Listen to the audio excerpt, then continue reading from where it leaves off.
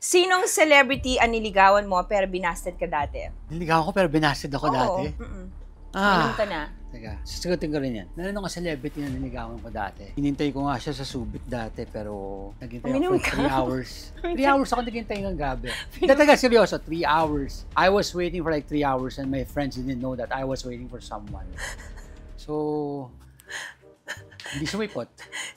So I guess busted ako. Sinagot mo rin. Ha? Bakit? Okay, sinagot niya. Okay, inom na naman ako.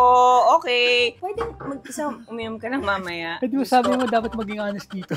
Hindi maging honest na ako. My God, ending nito guys. Ako yung laseng, di ba? Okay. Teka, sino celebrity? Hindi nasabi yung Okay, pangalan. sinong pangalan? Kung malakas ang loob mo, sinong pangalan? Nung hindi ka sinipot sa Subic.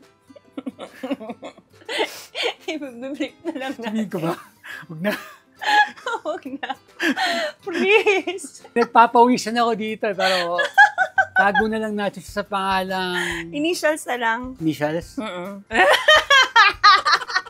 Eh, sabi ka na.